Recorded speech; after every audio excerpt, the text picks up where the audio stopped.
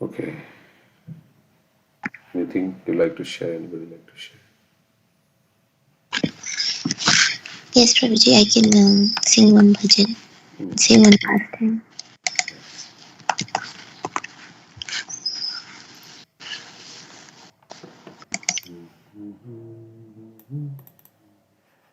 Share my screen here. Yeah. Okay. Krishnadev भवन्तं वन्दे कृष्णादेव भवन्तं वन्दे मनमानसमधुकरम् अर्पय निजपद पङ्कजमकरन्दे कृष्णादेव भवन्तं वन्दे यद्यपि समदिषु विधिरपि पश्यति न तं नखग्रमरीचिम् इदमिच्छामि निशम्य तव च्युत तदपि कृपद्भुतवीचिम् कृष्णादेव भवन्तं वन्दे भक्तिरुदञ्चति यद्यपि माधव न त्वयि मम तिलमात्री परमेश्वर तदपि तवधिक दुर्गतघटनविधात्री कृष्णादेव भवन्तं वन्दे अयमविलोलतयाद्य सनातन कलितद्भुतरसभारं निवसतु नित्यम् इहामृतनिन्दिनि विन्दनमधुरिमसारम् कृष्णादेव भवन्तं वन्दे मनमानसमधुकरम् अर्पय निजपद पङ्कजमकरन्दे कृष्णादेव भवन्तं वन्दे. So this song is written by Shri Rupa Goswami. So translation. O Lord Shri Krishna, I am offering a prayer unto you. Please let the bee of my mind be offered the nectarian honey of your lotus feet. Although Brahma in full samadhi cannot catch a glimpse of even a ray of the effulgence from the tips of your toenails, still, O Achyut, having heard of the waves of your astonishing mercy, I long to receive your grace. O Madhav, although I don't possess even a sesame seed of bhakti for you, still, by your inconceivable power, which makes the impossible possible, please fulfill the desires of my heart. Hey Sanatan, because your lotus feet are filled with such wonderful rasa, let the bee of my mind always reside unwaveringly in that nectar which puts everything else to shame, for they are the essence of all sweetness. This is my only prayer. So Rupa Goswami is praying that let my mind always think of your lotus feet, always gets a taste of the nectar which is residing at your lotus feet. Same thing as Kunti Maharani says, Krishna Tvai Ananya Sakhya Matir Madhupate Asakrad Rati Madhuvatad Adha Gange Vogamudanvati. That Krishna, let my mind always think of you, let my attraction be always drawn to you, just like how Ganges always flows towards the sea. Let me always think about you. And then, although I don't have any bhakti, but you are very merciful. And he says Krishna as Achyuta, right? Achyuta means infallible, but also one who never fails to protect his devotee, right? So protect my bhakti also. Protect me from falling down. And then also, I think King Kulashekar also prays, let my mind be absorbed in this as a swan and the lotus stems, right? Same thing. Yeah. So Be entangled with the stem of your lotus feet. Something. yeah, let the swan of my mind be encircled by the stem of your lotus feet. Otherwise, at the time of my final death, when my throat is choked up, how will it be possible for me to think of you? So we have to train our mind to think of Krishna always, so that at the time of death we are able to think of Krishna. So that's why the main principle for us is always remember Krishna and never forget Krishna. And death can come at any time, so we should always be remembering Krishna and also praying. Prayer is a way to remember Krishna. Krishna, please protect me, or Krishna, please engage me in your service. So Yes. I wanted to say one pastime, that Krishna proves he is a pure brahmachari. Once the Vraj Gopikas, the gopis, decided to feed Durvasa Muni. So Durvasa Muni had come to Vrindavan, and gopis wanted to feed him to get his blessings, to lovingly attend to the lotus feet of Sri Krishna. So Durvasa Muni also came, and Srimati Radharani served Durvasa Muni, and she got the blessing that whoever eats Radharani's cooking will get a long life and will be healthy. And that's why Yashoda Devi would always ask Radharani to cook for Krishna. And every day Radharani would come from Yavat, where she lived with her husband and mother-in-law, sister-in-law, or also in Barsana, when she was living with her parents. She would come to Nandagaon to cook for Krishna. So here gopis also want to serve Durvasa Muni. So Durvasa Muni was living on the other side of the river Yamuna. During that time, the Yamuna was filled to overflowing. So it was Yamuna was overflowing basically. How could they cross to the other side? So the gopis, they asked Krishna to give some advice. Shri Krishna said, "You all should meditate upon your worshipable Lord and tell Yamuna that if Shri Krishna is a real brahmachari, then she should give you a way to go to the other side." The gopis were surprised to hear this from Shri Krishna, because they knew he was always in their association. So they laughed to hear him describe himself as a brahmachari and asked, "How is that possible? We see you are always associating with us gopis. How can you call yourself a brahmachari?" Krishna said, "You go and tell this to Yamuna Devi, then see what happens." Then all gopis went to the bank of Yamuna, and following the instruction of Sri Krishna said, "O Yamuna Devi, if it is true that Sri Krishna is a real brahmachari, then give us a way to cross you and go to the other side." To their great surprise, Yamuna immediately split into two, and they went to Durvasa Muni's ashram. When they reached the other side of the river, they cooked different preparations and fed Durvasa Muni to his heart's content. And Durvasa ate all the most tasty food that gopis offered him very happily. Then he blessed all the gopis, saying, "Let all of you attain staunch devotion unto the lotus feet of Sri Krishna." So when we serve sadhus, then from their heart they can give us blessings. Like Srila Prabhupada's father used to serve all the sadhus, right? And he would ask them to give blessing that may his son Abhay Charan become a devotee of Srimati Radharani. And Srila Prabhupada has such amazing devotion for Srimati Radharani. So we should seek blessings from sadhus by serving them. Pleased at receiving the great Rishi's blessings, the gopis returned to the bank of Yamuna to return to their homes. But once again, the Yamuna was impassable, filled to her banks with water. So returning to Durvasa Muni, these gopis asked him the process by which they could cross the river. So Durvasa Muni said, "Go to the bank of Yamuna and tell her, 'O Yamuna Devi, if it is true that Durvasa Rishi did not eat anything until now, then please let us cross to your other bank.'" So the gopis went back to the bank of Yamuna and did as they were trained by Durvasa. They were surprised to see that once again Yamuna immediately gave way. "How is it possible?" they asked each other.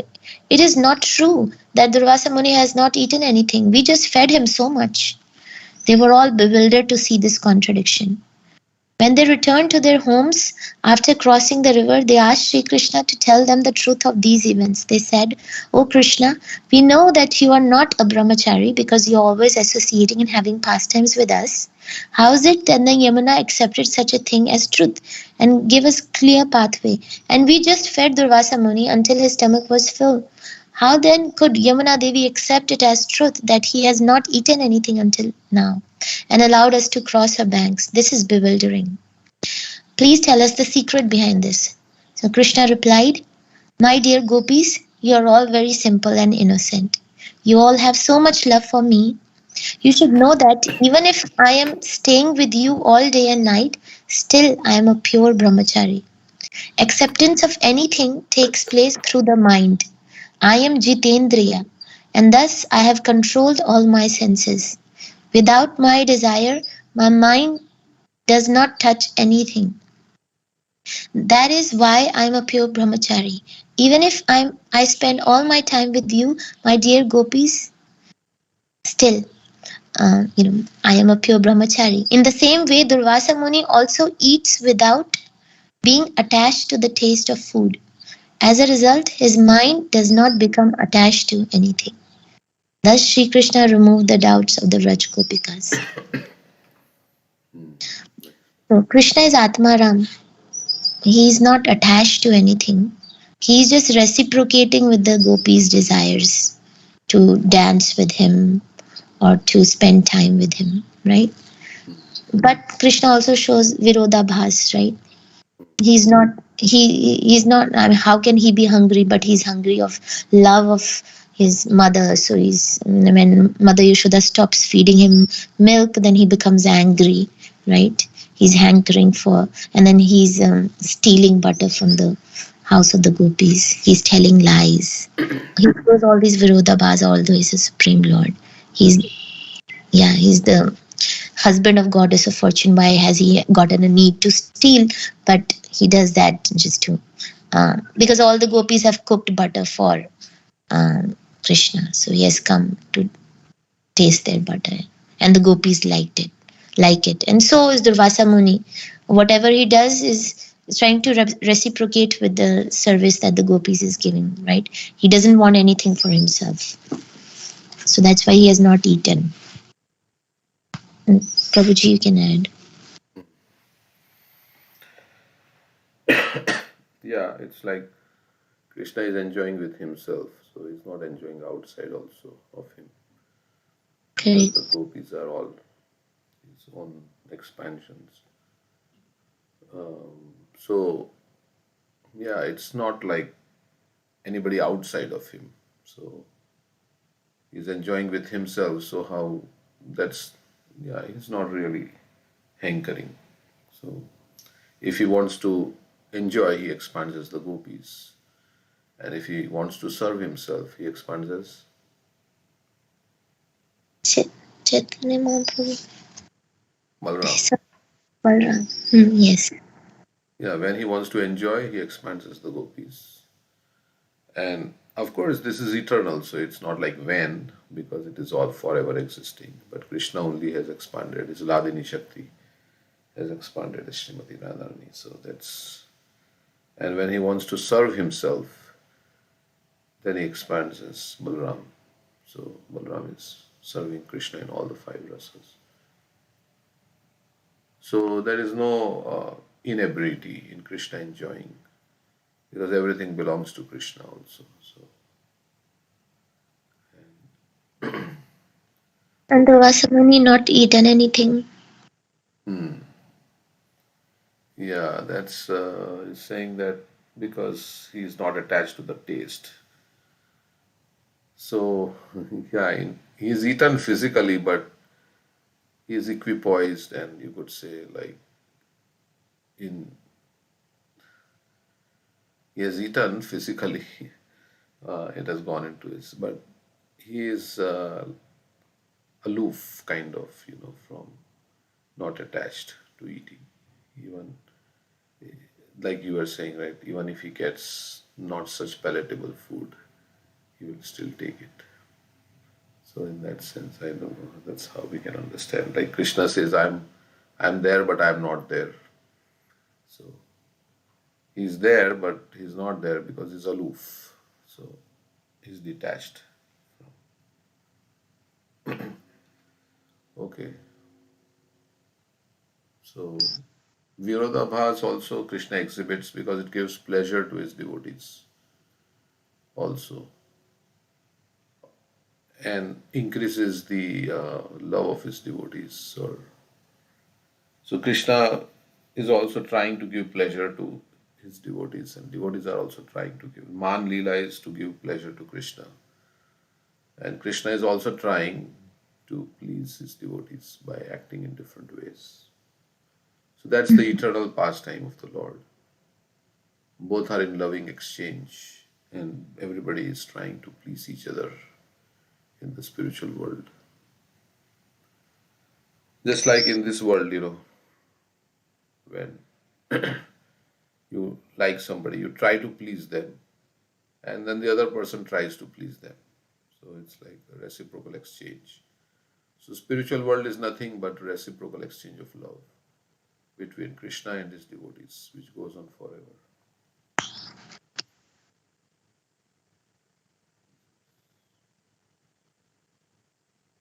That's how. Also, Krishna is Atmaram and so is his devotees are Atmaram, like Madhavendra Puri, right? If somebody would give him something, he will take it, Mm, but otherwise he'll fast. So, like devotees also, whatever Krishna gives them, they don't hanker for anything. mm, Whatever Krishna gives them, they take it happily. Being aloof in the sense that everything is prasad of Krishna. And then they don't say, oh, this prasad is tasty or this is not tasty, right? Like you were saying, if it doesn't taste good, that also it's Krishna's prasad, mercy of Krishna. mm, correct. So advanced devotees think, take it like that. Any situation, it's Krishna's mercy. And yeah, I was going to say something. Yeah, Yeah. Krishna has arranged for my purification, and Yeah, like one time Prabhupada was saying that, like in the beginning, they didn't have much money, right? So in one Janmashtami, they fasted all day long, like we do. And in the end, the Prabhupada just cut one apple and gave one piece of apple to everyone. That was all the feast that they ate. And one time, there was a huge feast that their disciples have made for Janmashtami, and so sumptuous of food and so many varieties. So Prabhupada was saying, one time we had that one apple, and one time we had that big feast, but we are happy whatever Krishna gives us. and because they have no material desires, the pure devotees have no material desires. There is no hankering for anything. So hankering is because of material desires. Like you want something. If you're Atmaram, you're satisfied from your service to Krishna, then you're not hankering for anything. You don't want anything outside of Krishna service to basically. So sadness comes when there is material hankering, and those hankerings are not fulfilled. Then there is sadness. But if you are free from material desires, there is no hankering. For pure devotees, na sochati na kangshati. So, and not only that, they are experiencing higher bliss in serving Krishna. So we have discussed this many times. Rasovarjam rasodhyasya param drishvaya. So they are satisfied with Krishna. They don't need anything else. Right. They're only hankering for service, and Mm. they think that I'm not doing anything much, so let me do more and more. Like they're greedy for more and more service. Tatra lolyam api mulyam ekalam. Yes. Okay.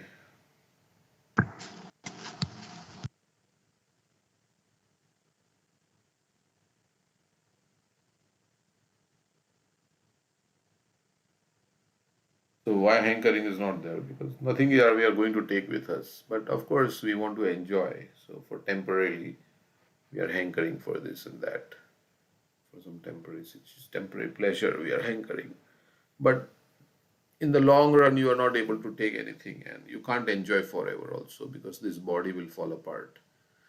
And material enjoyment is based on the body and health and everything else. So it's not going to last always. When you are diseased, what can you enjoy? You can't enjoy anything when your health is going down. So So it doesn't last, this kind of, it's only for a few years. When you're healthy, you think you can enjoy for some time. And that enjoyment is also like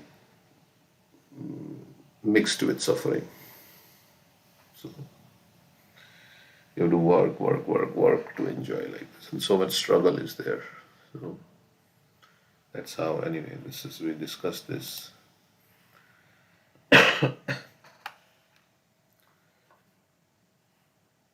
Okay, so text 41.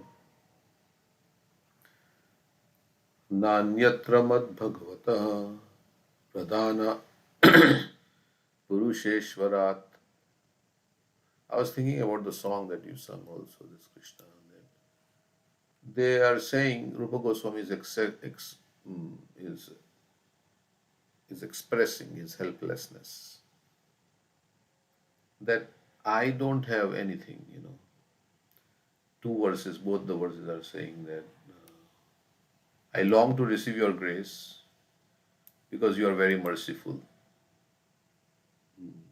You are even difficult for Brahma to attain. But your mercy is so astonishing that I long for your grace. And the second thing he says here, yeah, I have no bhakti, but you are inconceivably powerful. You can do anything, you can make anything happen. So my desire is that please, give me bhakti. Basically, that's what. Although I don't possess even a semi seed of bhakti for you, still by your inconceivable power, which makes the impossible. So I'm only desiring, I can only desire. Although to fulfill the desire, I have to depend on you. I can only desire. So my desire is that you'll grant me bhakti. So, or is it, this is to Krishna, right? Or is it to Sanatan Goswami, this prayer? No, this is, then he says in the third verse, he says Sanatan, right? The Lord is filled with the beauty of my only prayer. Okay. Sanatan Goswami is his guru also, but why would he just say Sanatan? I mean, Is it's Sanatan Krishna's name also, right? filled with such And wonderful. Sanatan Goswami is his guru also. But this Sanatan can also mean Krishna, right? Because Krishna, yeah. I think it means Krishna here mm, because, I mean, he wouldn't reference Sanatan Goswami as Sanatan. correct. Just the first name, And like he because would be more. all the other verses are about Krishna, right? So, Mhm. but because your lotus feet, yeah, let the be of mine. Yeah. Okay. Thank you. That's like the other prayer by Rupa Goswami of Gopi Janvallabh. So I don't have anything, but I want. So Nanyatra mad bhagavata pradhana purusheshwarat. We read this. Atmana sarva bhutanam bhayam tivram nivartate.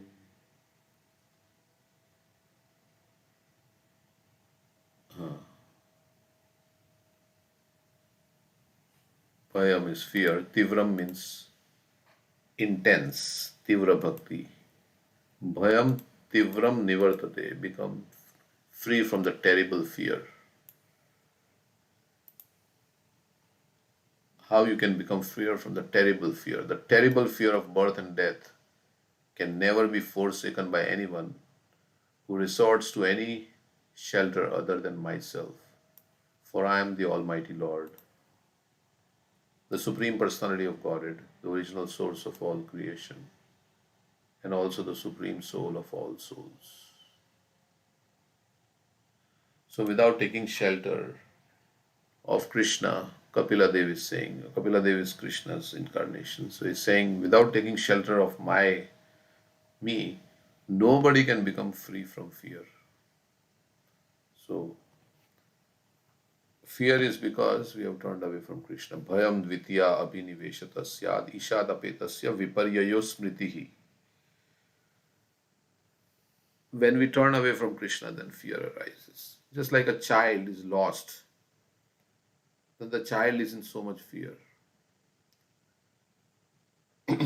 But when the child is with the parents, then he's feeling secure and happy. So you might have had experience of being separated like that. So we have all separated from Krishna, and that's why there is a lot of fear. We have come to this material existence, and it's fearful also. It's dangerous at every step. But again, if we take shelter of Krishna, then we'll become fearless. Bhajahure mana, Bhajahure mana, Sri Nandanandana, Abhaya Charanarundare. Abhaya, you become Abhaya. By taking shelter again, you become. Otherwise, there is fear, fear of birth and death. Prahlad Maharaj says everybody is in anxiety. Sada samudvigna dhyam sadgrahat. Everybody is in anxiety because we know it's temporary. It's going to slip away from my hands. Cannot, and we are attached to it, so it's going to be taken away. So there is fear of losing. So we have a lot of security and all this. So fear also comes because we think we are this body. Because I'm thinking my existence will come to end when my body is going to end, my existence will come to end. But when you realize that you are spirit soul, then you're never going to die. Na hanyate hanyamane sharire. So I will live beyond this. Fear also comes when we are not following dharma, because then there is punishment, fear of punishment. But if we are following dharma, then there is no fear. Just like policeman is fearful to the criminal, but not to the law-abiding citizen. So, dharma rakshat, if you Dharma rakshati rakshita. dharma rakshati, if we abide by the principles, then there is no fear. So, Also, fear is there of the unknown. What will happen? Where would I go after I die? yeah, how will future be? What will happen in the future? That's also fear. Some fear is there is healthy fear also. The healthy fear is good. Yes, I've gotten this human form of life after so many years of transmigration. I better use my time wisely, otherwise, Yeah. Fear of falling down, fear of falling down. Correct. So, fear of forgetting Krishna, and getting engaged in sinful activities. And and sometimes we think, well, this fear will destroy the quality of our life. Yes, fear can destroy the quality of our life if we are fearful of. But this fear is good also because it is helping us. I mean, if we don't, in ordinary day also, if you're not fearful that somebody will take your belongings, you will not lock your house or your car if you're not fearful. But then your goods may be stolen. And then, so there is some fear. Everything is based on fear actually in this world. Yeah, because everywhere you go, security. Airport, there is security. Why? There is fear that somebody may slip in. There is fear that I will not be able to get food. So I go to work, I have a job. There's fear of losing job. Then if I lose my job, then how will I feed myself? How will I provide shelter to myself? So the reason we are doing job is we are wearing a watch because we are fearful that I may not be late for some, important meeting like that. Everything is based on fear. Fear that I will not look so nice, so let me decorate myself. So there is cosmetics and things like that. I will not look nice, then people will not appreciate me. If I don't look nice, then where will my happiness come from? I'll be. So different kinds of fear, fear of disease, bhaya, rogam, like that thing is there, right? There is I will lose my health. There is fear of that. The whole situation is based on fear. Fear of losing, like that. Fear. Everything is based on fear. This is kunta, and we are trying to counteract all these things by material arrangements. We have insurance and so many things because we are fearful. If I get into an accident, and then who will pay? So this whole environment is like that. Guns are there and so many things. So, right, that verse is there. Bhayarogam. What is that?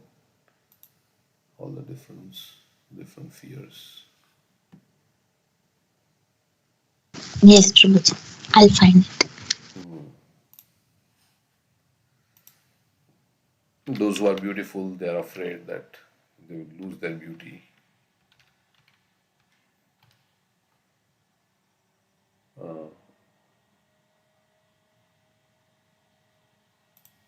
So different kinds of fear in this material existence. So one who has been honored, he is afraid that he will lose his honor. So the whole thing is based on fear. And then eventually, the birth, death, which nobody can avoid. Vairagya Shatakam.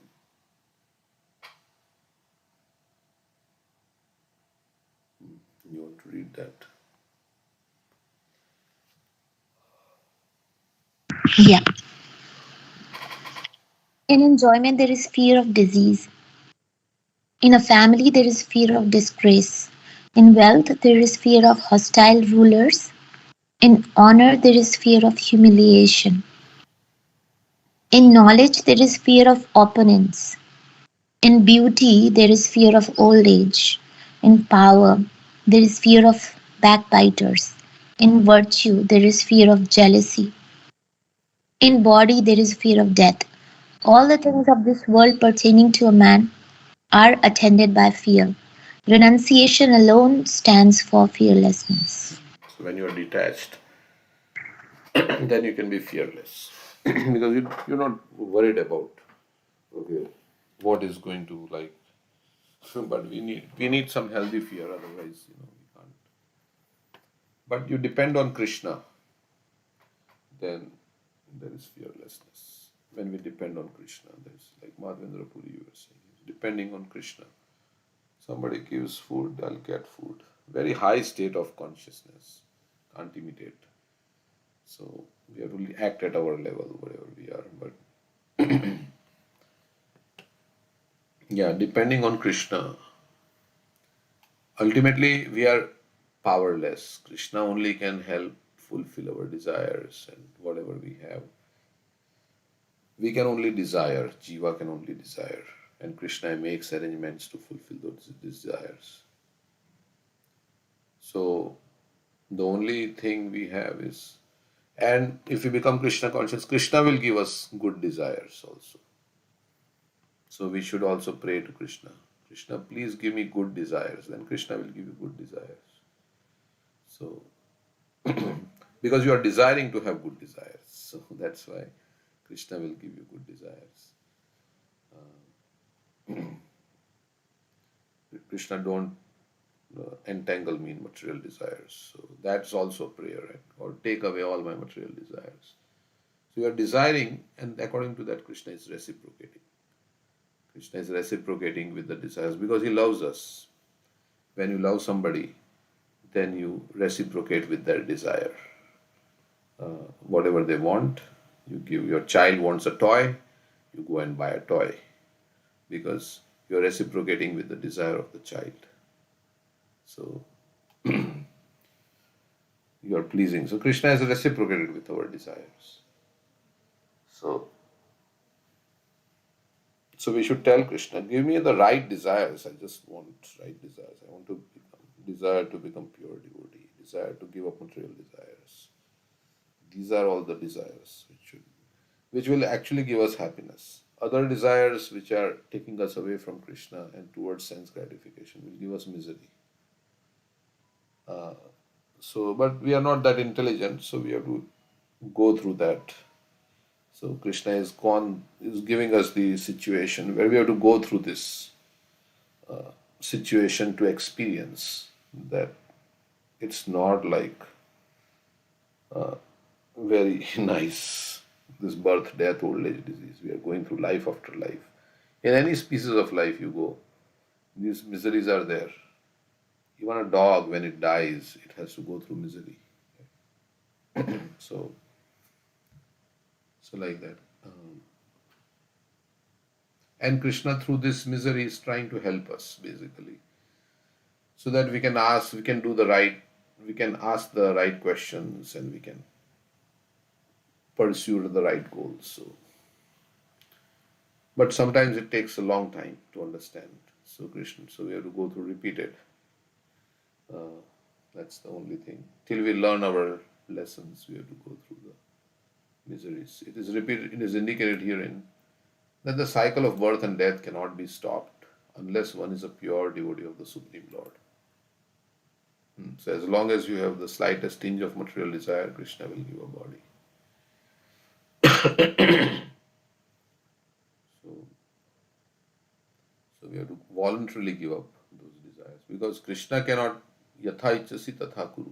Krishna is saying, as your desire is, you act. Ichha. So we have to give up the ichha, but ichha is very difficult to give up. Right? Material desires are very difficult to give up. So we have to pray to Krishna. Krishna, you please take away all these desires. I am unable to give them up, but you please take away all these desires. Because we are helpless.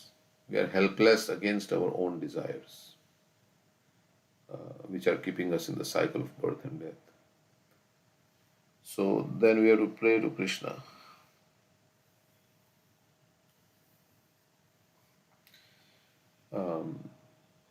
It is said, Harim vina na mritim taranti.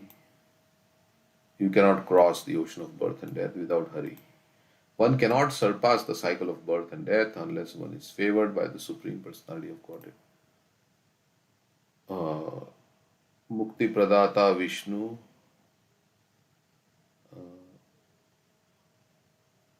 na eva sanshaya. That's something verse is there. In Bhagavad Gita, Lord Shiva says, there is no doubt that Mukunda or Krishna is the deliverer of everyone. The same concept is confirmed herewith. One may take to the system of understanding the absolute truth by one's own imperfect sensory speculation, or one may try to realize the self by mystic yoga. Mukti Pradata Sarvesham Vishnu Revana Sanshaya. Yeah. Na Sanshaya means doubt. Only God can give us liberation. So God is Krishna. So because everybody else is in the cycle of birth and death also. The demigods are also in the cycle of birth and death. Because they are in the material world. So only one who is in the spiritual world, who is free, can make us free. So Krishna and his representatives who are free from the cycle of birth and death. Or one may try to realize the self by mystic yoga process, but whatever one may do, unless he comes to the point of surrendering unto the Supreme Personality of God, no process can give him liberation. So you can do all kinds of yoga asanas, you can do everything, but until Krishna, you come to the point of surrendering to Krishna, then there is no liberation. Only Devyesha Gunamai Mama Maya Duratya Mame Vaya Prapadyante Maya Mitam Tarantite. So that's also Na Muchyeta Deha Yogena Tavat, right? What is that verse? Bhakti Mai Vasudeve. Deha Yogena Tavat, unless one has bhakti. Right? What is that verse?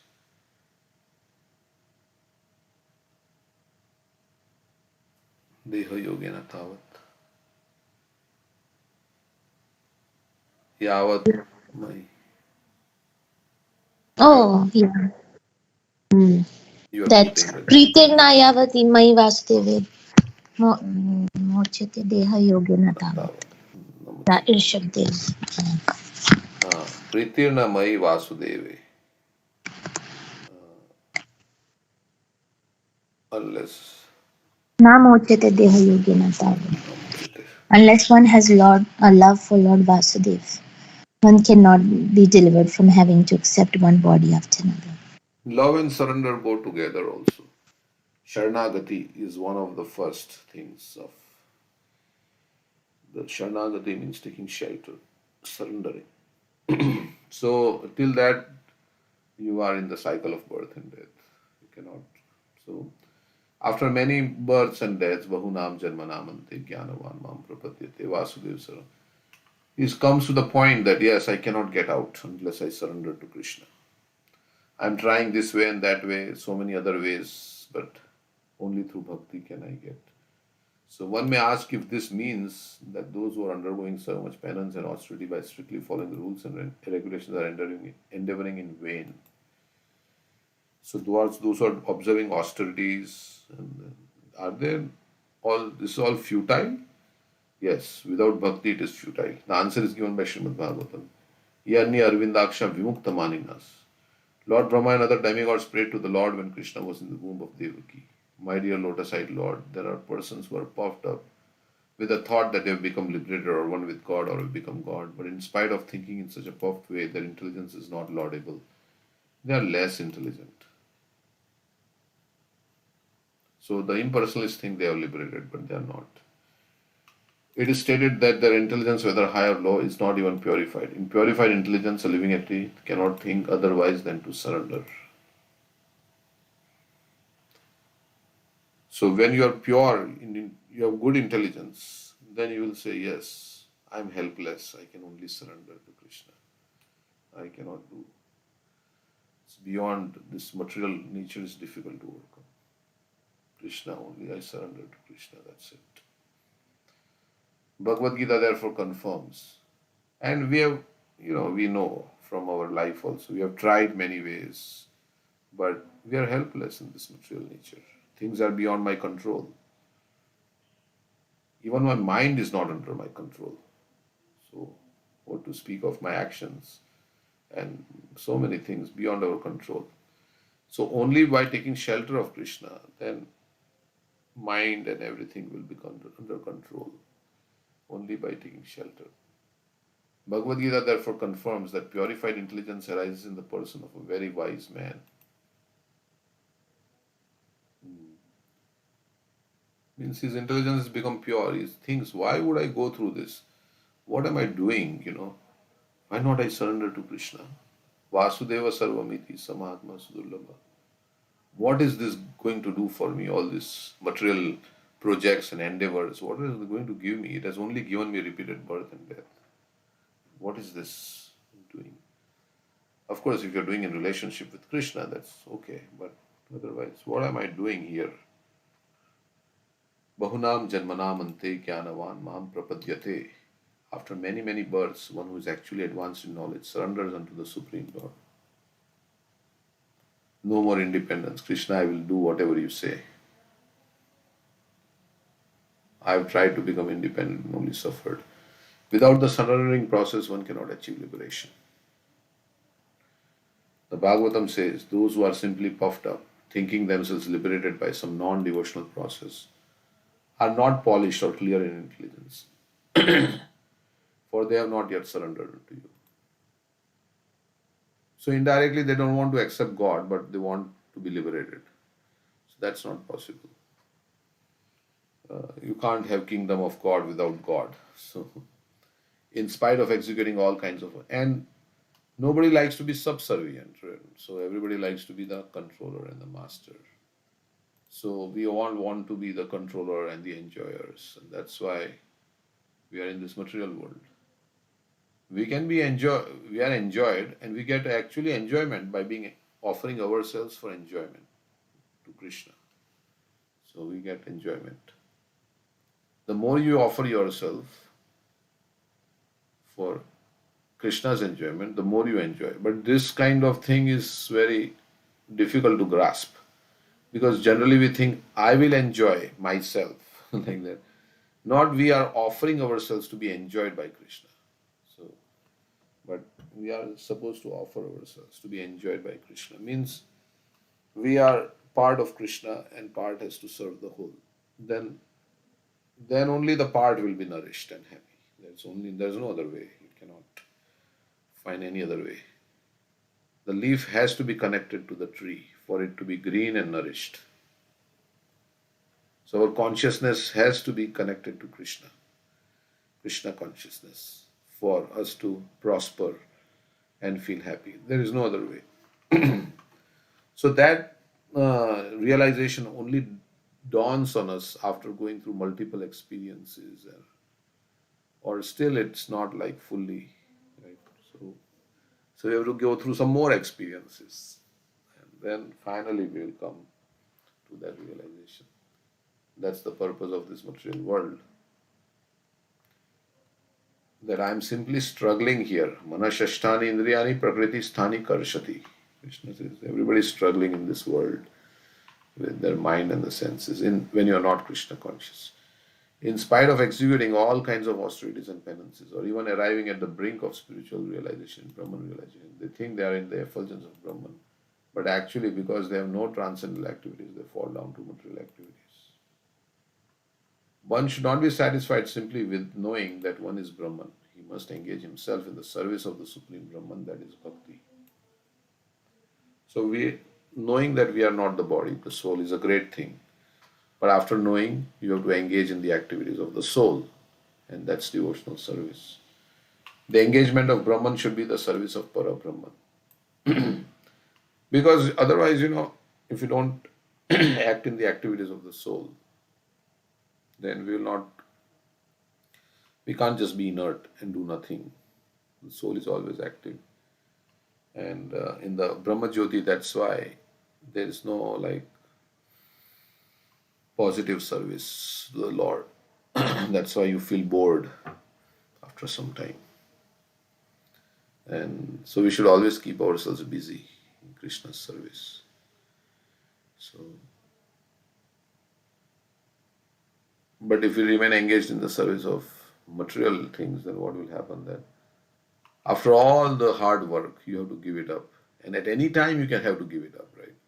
You work so hard. Just imagine, just to build a house, you have to work so hard for so many years. You have to establish a career, then get a job, then work so many hours at a job for so many years. And then finally, you get a house which you can call your own. And by the time you call your own or something like that, your time to leave has come.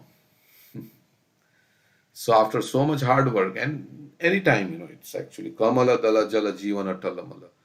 Working very hard to achieve so many things, but none of the things we can take with us, and it can end at any moment. So that's also another thing. So we should be satisfied with what comes of its own accord, and Krishna will provide. So you depend on Krishna. It is said that unless one becomes Brahman, one cannot serve Brahman. The Supreme Brahman is the Supreme Personality of Godhead, and the living entity is also Brahman. So use our time not in material pursuits, but in spreading Krishna consciousness, chanting Hare Krishna. That's surrender, right? One time Prabhupada said that our life is, we should read, chant, and preach. That's our life. Chant, hear, read, and preach. Bhakti Vilas Maharaj sent me that. Chant, hear, read, and preach. If you can just do these things, it's a glorious life.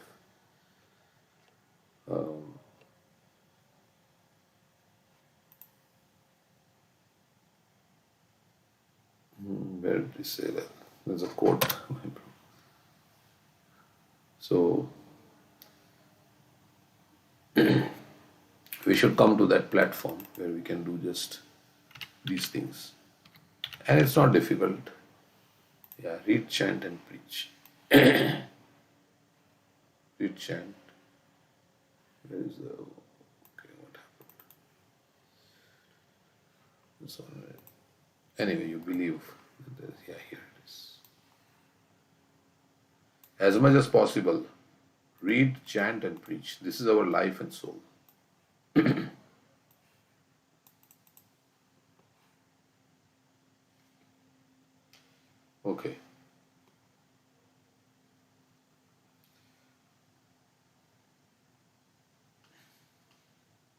Preaching is service or other services also. Preach means like, yeah, preaching and services. So that is in spite of executing all kinds of austerities and penances, or even arriving at the brink of spiritual realization, Brahman realization, they think they are in the effulgence of Brahman, but actually, because they have no transcendental activities, they fall down to material activities. One should not be satisfied simply with knowing that one is Brahman. He must engage himself in the service of the Supreme Brahman, that is Bhakti. So we don't want to accept God because we want to become God. So we can't accept that there is somebody else superior to me. That's basically our disease in this material world. Everybody thinks that I'm the best. But we don't want to be the best. We want to serve the best. And the best person to serve is Purushottam. He's the best person. Purusha Uttam. Purusha means persons and Uttama. So we have to serve Purushottam, the best person. I don't want to be the best, but I want to serve the best. So, and by serving the best, you become the best. So, the engagement of Brahman should be the service of Parabrahman. It is said that unless one becomes Brahman, one cannot serve Brahman. The Supreme Brahman is the Supreme Personality of Godhead, and the living entity is also Brahman. So, God is a person. Otherwise, there is no meaning to bhakti. So, yeah, he is a person who can think, who can feel, who has desires like that, who has likes, who has dislikes, so many things Krishna has. Just like any person has these things, Krishna also has his own nature. And without realization that he is Brahman, spirit, soul, and eternal servitor of the Lord, if one simply thinks that he is Brahman, his realization is only theoretical. He has to realize and at the same time engage himself in the devotional service of the Lord, then he can exist in the Brahman status, otherwise he falls down. The Bhagavatam says that because non-devotees neglect the transcendental loving service of the lotus feet of the personality of Godhead, their intelligence is not sufficient, and these persons therefore fall down. The living entity must have some activity. If he does not engage in the activity of transcendental service, he must fall down to material activity. Like we say, if you don't serve Krishna, you have to serve Maya. Your position of service doesn't go away. So you decide who you want to serve. As soon as one falls down to material activity, there is no rescue from the cycle of birth and death. Means, yeah, we are now trapped. There is no rescue means until you surrender to Krishna. It is said here by Lord Kapila, without my mercy, na anyatra mad bhagavata, na anya means no other. The Lord is stated here to be Bhagavan, the Supreme Personality of Godhead, indicating that he is full of all opulences and is therefore perfectly competent to deliver one from the cycle of birth and death. Krishna can take us out. Krishna says, Bhavami nachirat partha mrityu sansara sadara. I am the swift deliverer from the ocean of birth and death.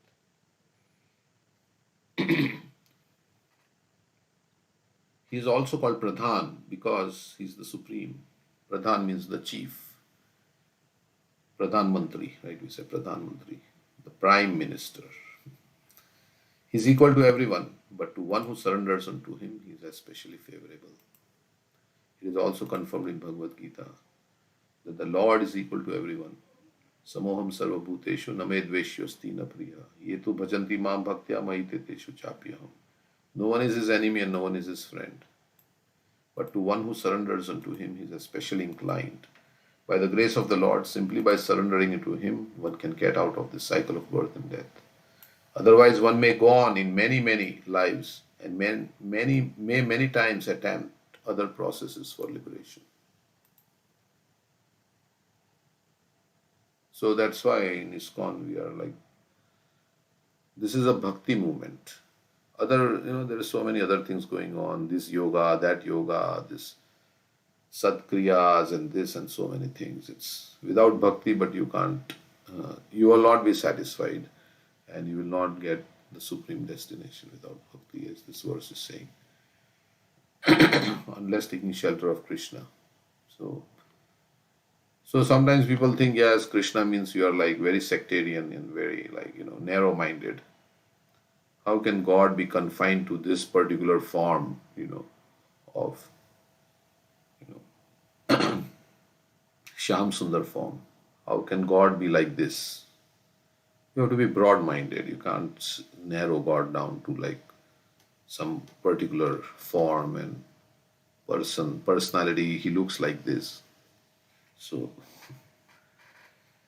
but it is based on Shastra because they don't accept Shastra. That's the problem, right? Or we don't have faith in Shastra, and Shastras are also vast. So some Shastra will say no, Shiv Bhagwan is supreme. Some will say Ganesh is supreme, like that. Different Shastras for different people. So ultimately, you get confused also, right? This Shastra is saying like that. This Shastra is saying this is supreme. So, so don't read too many Shastras. Read the essence of all the Shastras. We should not read too many books, Prabhupada writes. Don't read too many books. Of course, the books of Acharyas and all this we can read, but he says 5 books are sufficient. Many times he says, right? 5 books are sufficient. 4 books are enough. Bhagavad Gita, Srimad Bhagavatam, Chaitanya Charitamrita, and Bhakti Rasamrita Sindhu. But of course, if you want to know more about Krishna, we can read all the so many treasures are there. There are also acharyas, Ananda Vrindavan Champu and Gopal Champu and Vidagdha Madhav and Ujjwala Nilamani and so many different books are there. Brihad Bhagavatamrita.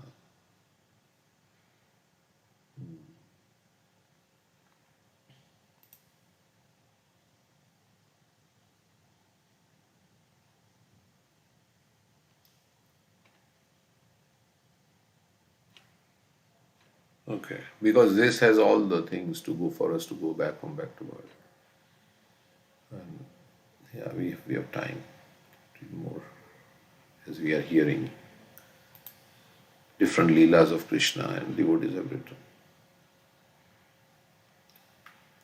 But he said like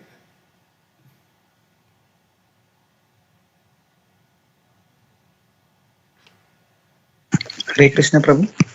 that.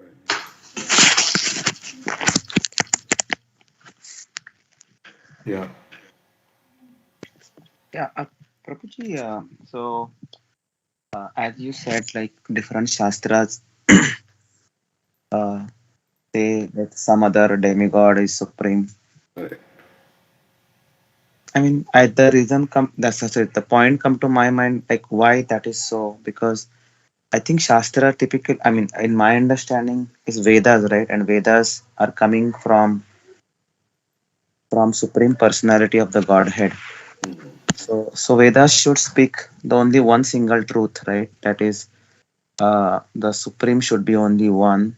So so if the shastras exist today with different direction, then is it like those are changed over a period of time, or because truth should be always one, right?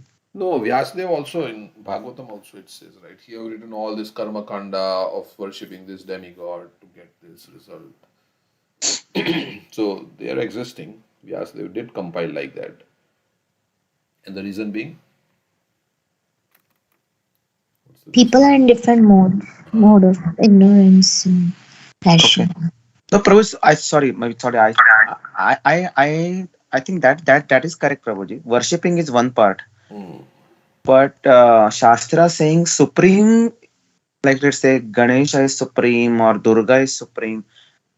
Is that also Vyasadeva is mentioning? Worshipping is, I agree, like it is there. You worship and then, but Okay. supreme that is a different thing, right? Yeah, because to worship you have to dedicate yourself to certain deity. So you have to feel that this is the highest, like what I'm doing. And so maybe from that perspective, like Shiv Puran may say that yes, this is the supreme, this person is the supreme. That so like that, it's a localized supreme, localized in a localized aspect. There is a global aspect. So sometimes, you know, in the localized aspect, the Shastras are speaking about somebody is supreme. Like in United States, Joe Biden is supreme. So, but if you expand the land, and then come Canada, it's not Joe Biden is the supreme. So like that. So because to increase the faith of the worshipper in that demigod. They may say like that. I've heard like that. I've not read all the Puranas, but different Puranas glorify different demigods, and this is how. But the essence of all Puranas is in Srimad Bhagavatam, and so Bhagavatam is the topmost, which is the mature contribution of Vyasadeva. So he has written like that to so that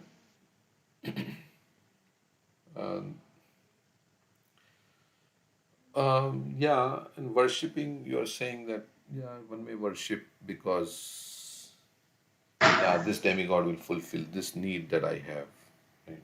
This devata will fulfill this kind Yeah, of desire yeah, that I have. So yeah, that is why we Shastra is recommending. yeah.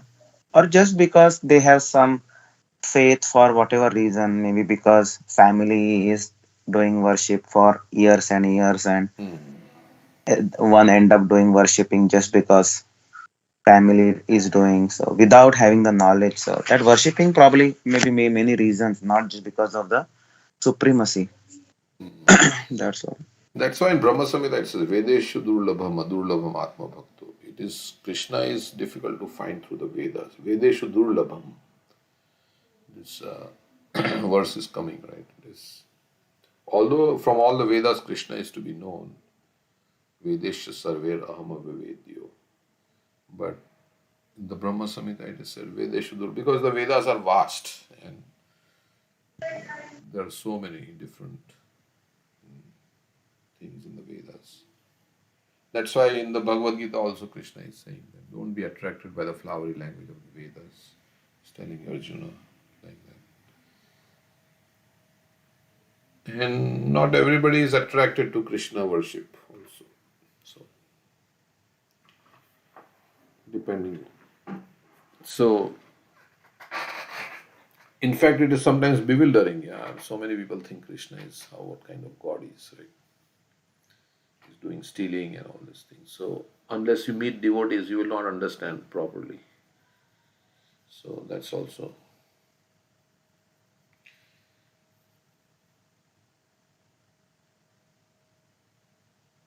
So these pastimes of Krishna are very esoteric and very not so easily understood, especially Braj Leela and all these things. So okay, anyhow, and we have envy for the Lord also. So if Lord can enjoy, why can't I enjoy like that? That's another thing that comes up. Yeah, if he is dancing, why I'm not capable of doing that? Because yeah, we can in the spiritual world, and it's possible. Yeah.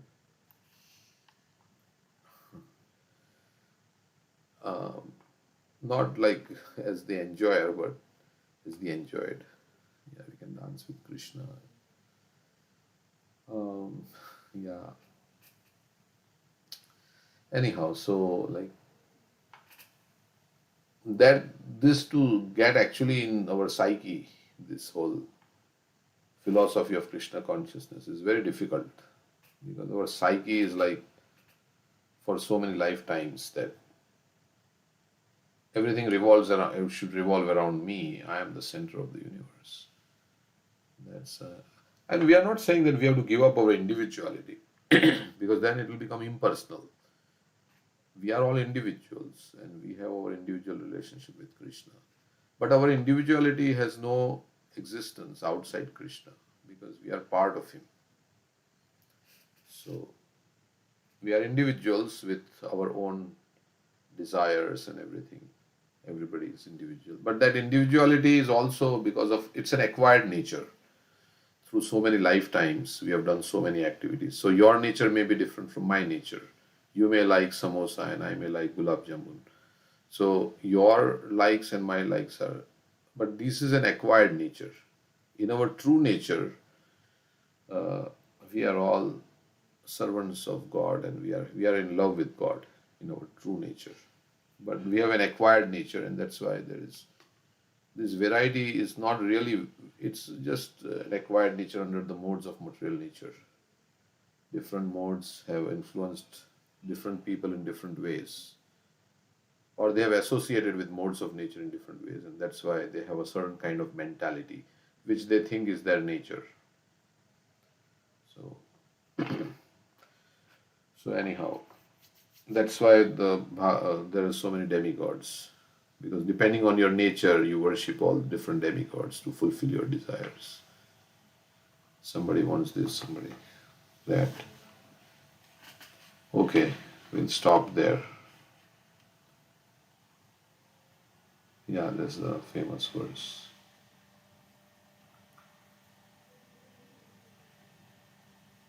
We'll read Krishna book.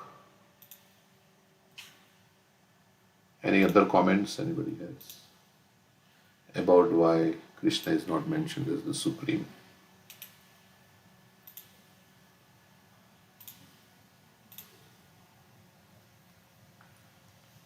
Okay.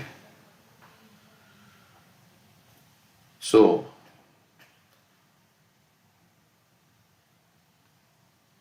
Rukmini's marriage. Shishupal's father was known as Damagosh due to his superior ability to cut down unregulated citizens. Dama means curbing and Gosha means famous. So Sama Dama Tapa Saucham. Dama means to curb. So Shishupal's father was also, he was very famous for cutting down unregulated citizens. He was famous for controlling the citizens. Damagosh thought, so Shishupal's father, that if Krishna came to disturb the marriage ceremony, he would certainly cut him down with his military power. So during the time of wedding, it was like a military arrangement.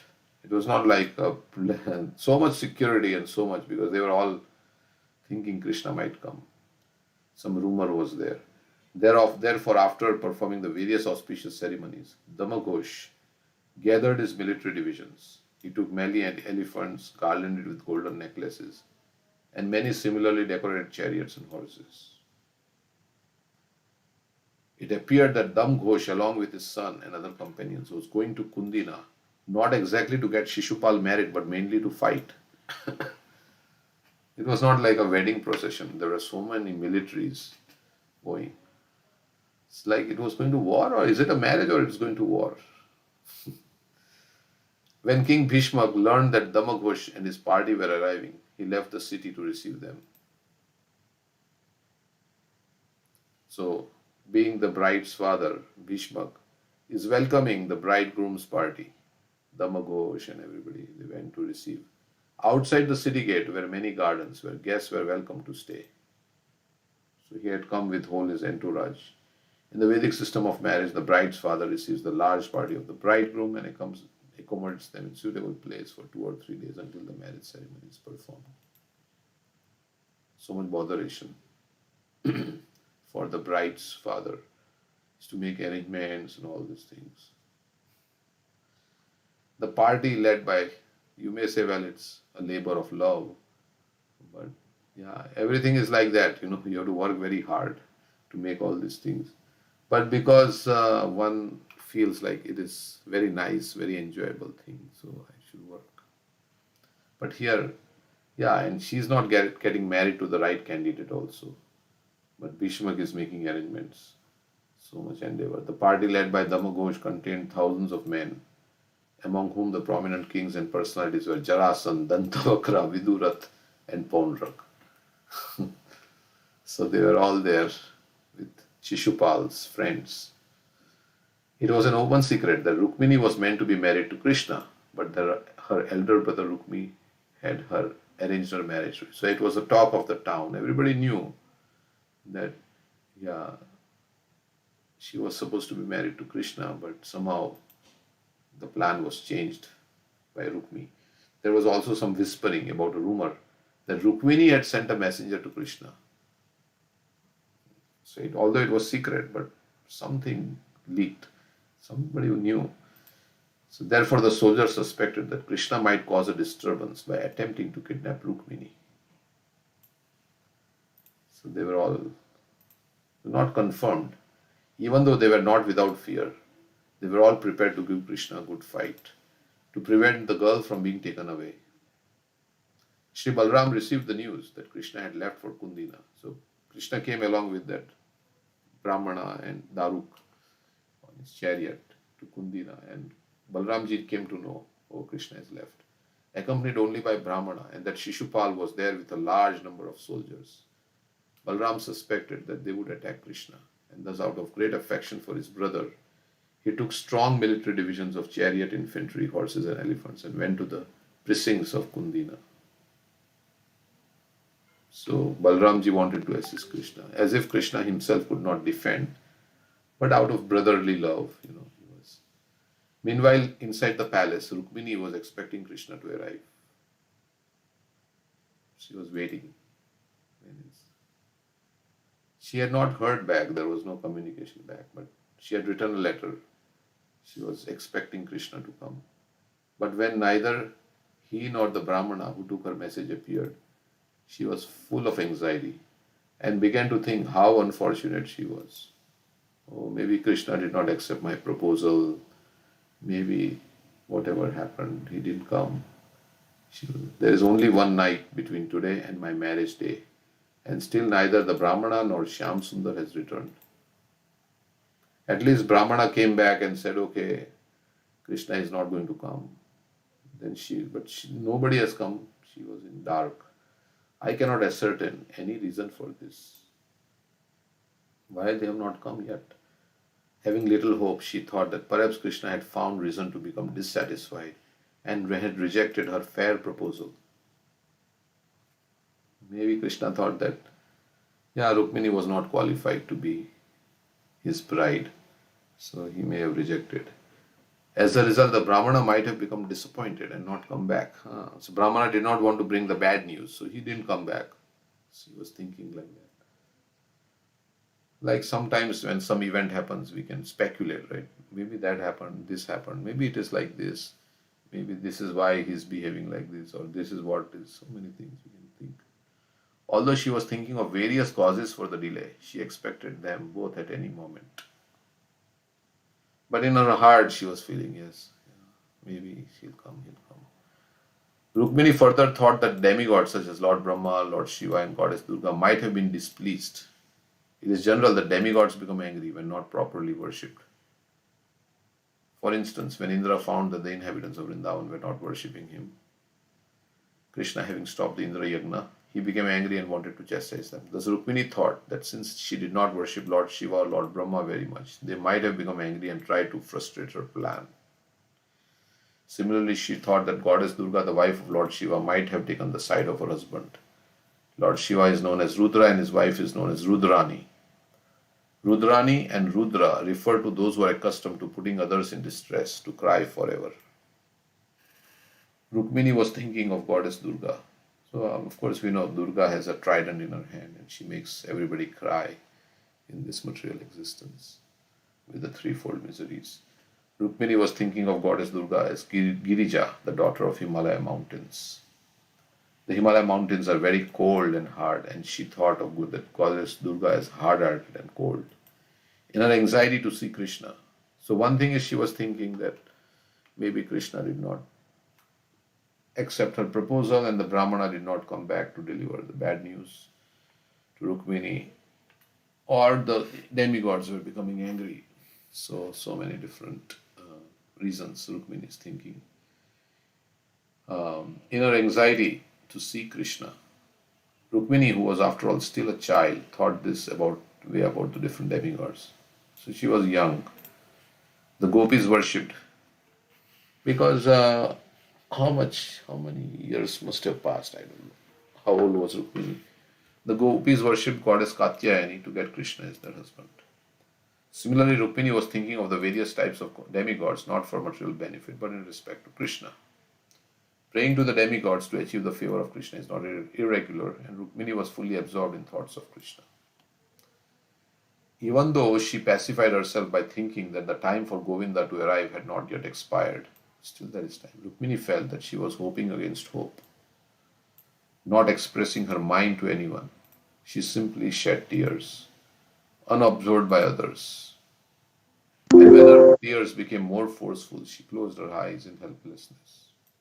She had so much longing for Krishna to come that when he did not come, like the gopis were, when Nanda Maharaj came empty-handed without Krishna, then everybody was in like. So in Dwarka also, Rukmini in Dwarka also, they feel separation from Krishna. Not as intense as the gopis, but they also feel. She closed her eyes in helplessness. While Rukmini was in such deep thought, auspicious symptoms appeared in different parts of her body. Trembling began to occur in her left eyelid, arm, and thigh. So her left eyelid started trembling. Arm was. When trembling occurs in this part of body, it is an auspicious sign, indicated that something lucrative can be expected. So while she was in helpless situation, just then Rukmini, full of anxiety, saw the Brahmana messenger. Krishna, being the super soul of all living beings, could understand Rukmini's anxiety, and therefore he sent the Brahmana inside the palace to let her know that he had arrived. So Brahmana came and told, yes, Krishna is here. When Rukmini saw the Brahmana, she could understand the auspicious trembling of her body and immediately became elated. She smiled and inquired whether Krishna had already come. The Brahmana replied that the son of Yadu dynasty, Sri Krishna, had arrived. He further encouraged her by saying that Krishna had promised to carry her away without fail. Brahmana also told what Krishna's plan was. Rukmini was so elated by the Brahmana's message that she wanted to give him in charity everything she possessed. She wanted to give everything because she's getting Krishna. So, however, finding nothing suitable for presentation, she simply offered him her respectful obeisances. The significance of offering respectful obeisances to a superior is that one offering obeisance is obliged to the respected person. So she was very obliged to the Brahmana because he took her message and gave it to Krishna, because of which Krishna came. In other words, Rukmini implied that she would remain ever grateful to the Brahmana. Anyone who gets the favor of the goddess of fortune, as did this Brahmana, is without a doubt always happy in material opulence. So Rukmini is the goddess of fortune, and she was so much happy with this Brahmana for bringing Krishna. Of course, we say Brahmanas are always poor. So, but this particular Brahmana. When King Bhishma heard that Krishna and Balram had come, he invited them to see the marriage ceremony of his daughter.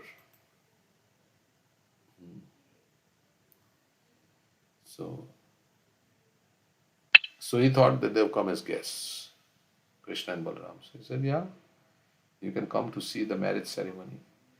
Immediately he arranged to receive them, along with their soldiers, in a suitable garden house. As was the Vedic custom, the king offered Krishna and Balram honey and fresh washed garments. So Bhishma, any guest, it comes according to Vedic understanding. It's like you respect the guest even if it's your enemy. Of course, Bhishma already had favorable attitude towards Krishna. He wanted him as his bridegroom, but Rukmini's bridegroom, but things changed. He was hospitable not only to Krishna, Balram, and kings such as Jarasandha, but also to many other kings and princes according to their personal strength, age, and material possessions. So he was respecting everybody, Jarasandha, because they were all coming to as guests in the wedding. So he can't be partial to one guest. They're all invited. Of course, I don't know, Krishna was not invited, but he just showed up. Out of curiosity and eagerness, the people of Kundina assembled before Krishna and Balram to drink the nectar of their beauty. So when Krishna and Balram came, they all came out to see Krishna. With tearful eyes, they offered Krishna and Balram their silent respects. They were very much pleased, considering Lord Krishna the suitable match for Rukmini. So all the citizens of Kundina, they wanted Krishna to be the match for Rukmini. They were so eager to unite Krishna and Rukmini that they prayed to the personality of God. Our dear Lord, if you have performed any pious activities with which you are satisfied, kindly be merciful upon us and accept the hand of Rukmini. So like Nityan Prabhu also said, like Amrish Maharaj also said, like if I have done anything good, then Sudarshan Chakra, please don't harm this Brahmana. So if we have done any good activity with which the Lord is satisfied, then you please See, they are not saying that let me enjoy. They are saying, okay, let Krishna accept the hand of Rukmini. It appears that Rukmini was a very popular princess, and all the citizens, out of intense love for her, prayed for her best fortune. In the meantime, Rukmini, being very nicely dressed and protected by bodyguards, came out of the palace to visit the temple of Ambika, goddess Durga. So she is going to Durga's worship. We'll end with one paragraph. Deity worship in the temple has been in existence since the beginning of Vedic culture. Sometimes Arya Samajis, they say, oh, there is no need for deity worship. Arya Samaj, they are like that. They only believe in Havan. This is all concoction because Prabhupada is saying this deity worship has been going on since beginning of Vedic culture. There is a class of men described in Bhagavad Gita as Veda Vadrata. They believe only in the Vedic ritualistic ceremonies but not in temple worship like Havan. And such foolish people may here take note that although this marriage of Krishna and Rukmini took place more than 5,000 years ago, there were arrangements for temple worship. In the Bhagavad Gita, the Lord says, Yanti Deva Vrata Devan. The worshippers of demigods attain the abodes of the demigods. There were many people who worship the demigods and many who directly worship the Supreme Personality of Godhead. This system of demigod worship was directly mainly to Lord Brahma, Lord Shiva, Lord Ganesh, Sun God, Goddess Durga. Lord Shiva and Goddess Durga were worshipped even by the royal families.